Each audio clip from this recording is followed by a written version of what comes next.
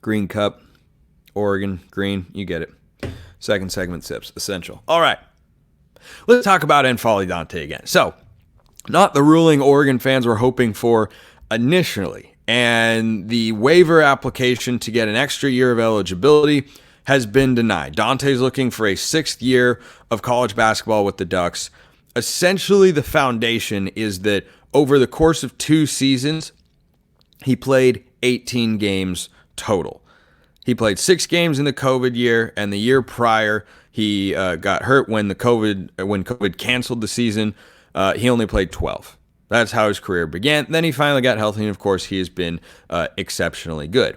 So I think that for Dante, it's discouraging at the moment, but all hope is not lost. So you cannot undersell the importance of what happened in the moments after Dante's waiver was denied by the NCAA, and Oregon's going to appeal the decision, as they should, because what do you have to lose? Jay Bilas came out in staunch support of N'Faly Dante, and putting public pressure like that from a national media figure on the NCAA cannot hurt. So here's what Jay Bilas had to say in a tweet, quote, "The NCAA's treatment of Oregon's N'Faly Dante is simply outrageous. This young man is everything," in all caps, "the NCAA claims it wants in an athlete. Dante has been injured throughout his career, and he has played 2 full seasons less than players like Armando Bacot, yet he's denied an additional year due to injury, ending his career. Absurd. Dante is a model athlete and person, true, wants to come back to play and advance his education, and has never asked his school for anything. When the NCAA says, quote, athlete welfare, end quote, it rings hollow. The NCAA needs to do the right thing. Allow Dante his additional year immediately," and he tagged Oregon men's basketball, March Madness, and the NCAA. So, the reason that's important is N'Faly Dante is going to go through this appeal process, and there have been instances in which the NCAA rules one way, and the public kind of makes an effort, makes a push, advocates on a guy's behalf to say he should be able to play, and then they reverse course. Now, the most recent example of this was Tez Walker, the wide receiver at North Carolina, who was denied a waiver to be immediately eligible despite being a 2-time transfer, which now looks extra ridiculous because athletes are allowed to transfer as many times as they want without any restrictions from the NCAA. So, that's a different conversation. So, he was denied a waiver for just ridiculous reasons. Like, he had all the right criteria for why someone should get to transfer a second time, and the NCAA said no, and there was a lot of public outcry. Josh Pate talked about it on his show. You had College Game Day pundits talking about that. You had Mac Brown in North Carolina all lobbying for this, and then eventually he was approved to play towards the latter part of the season. Better late than never, but it was still a little bit late. Now, in this instance, it would certainly be better late than never if Dante, wasn't allowed to play the start of the year, but then, halfway through, 2/3 of the way into it, he was then allowed to play. That'd be better than nothing. But Oregon's going through this process right now, so hopefully there's enough time to get him approved. And so then he's also got an NBA draft decision that he has to work with. This situation is complicated, though.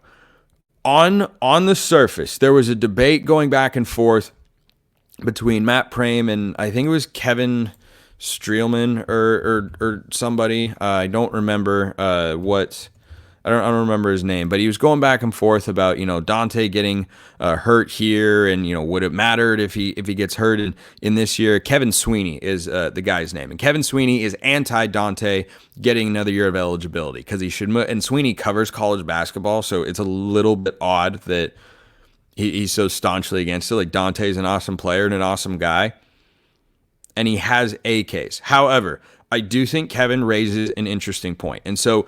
The ruling that came down essentially said Dante got hurt and only played in 6 games during the COVID year.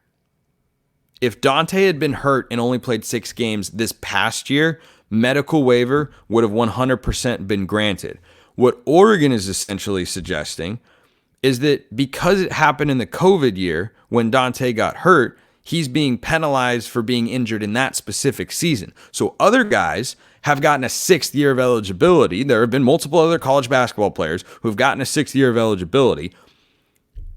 And those guys had a COVID year and then it got injured a different year. So that's the conundrum. And I see this. Obviously, I support Dante getting another year because he had 2 seasons total in which he played 18 games. Like that's just not. And the point that Bilas makes in his tweet in support of Dante and Oregon's request here, lays out perfectly. Like, hey, this guy over here, Armando Bacot, and this is not a shot at Armando Bacot, fantastic basketball player.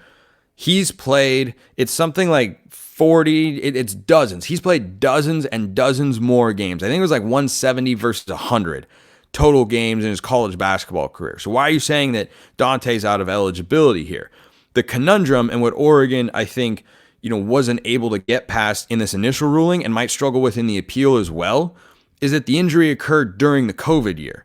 Like, can you double up getting an extra year when things that give you an extra year happen in the same season?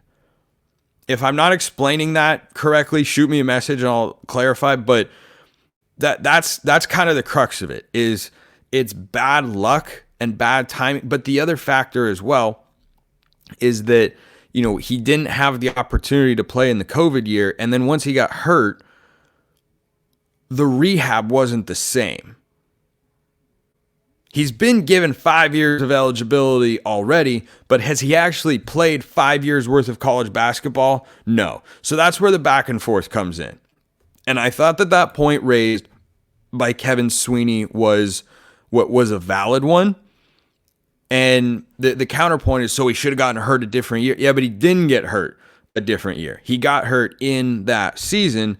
And so that's what Oregon has to persuade the NCAA on, is they have to say, look, he has not used up 5 years worth of eligibility. He should be able to get another one. And I think public pressure can work. Public pressure can be effective. And, the NCAA has been taking it on the chin in the courts recently.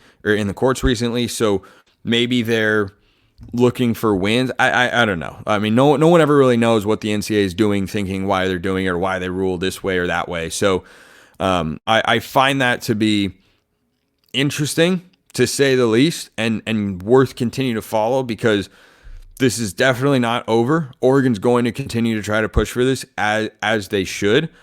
I think it's tricky. I think he should get it. However, if they rule that he's not going to get that 6th year of eligibility, then I understand where they'd be coming from, as crappy as it would be. Like, if he'd only played 6 games in the 2019-20 season when they didn't have postseason, then, the line for, I believe the line for getting a medical red shirt for football, it's 4 games to get any kind of red shirt. And for basketball, it's 9. So playing 12 games the year prior, like he should have played 3 games prior or been more hurt. I don't know. It all gets kind of weird and finicky. But that's the latest on it. And Oregon now sends that to the appeal. And if it gets approved, that's a Final Four capable team. And if it doesn't get approved, then, I cannot believe Oregon was hosting a transfer the other day, but they were. And it was a transfer from Miami, or that might be happening this weekend. I don't remember specifically, but John Rothstein reported that. So they're still looking to make moves to improve their roster. Roster looks pretty great. Could still get even better if this goes Oregon's way. So for those of you that are baseball fans, stick around, because I have thoughts going into their regional matchup, which starts later today as this show airs. This episode of Locked On Ducks is brought to you by our friends over at Game Time. Game Time makes getting NBA Finals tickets even faster and easier. Prices on the Game Time app actually go down the closer it gets to tip-off. With killer last-minute deals, all-in prices, views from your seat, and their lowest price guarantee, Game Time takes the guesswork out of buying NBA tickets. You can save up to 60% off buying last minute for sports, concerts, comedy, theater, etc. You can save even more with exclusive in-app deals on select seats ahead of the game or event. So take the guesswork out of buying NBA Finals tickets with Game Time. Download the Game Time app, create an account, use code LOCKEDONCollege for $20 off your first purchase. Terms apply. Again, create an account, redeem code LOCKEDONCollege, all one word, for $20 off your first purchase. Download Game Time today. Last minute tickets, lowest price guaranteed.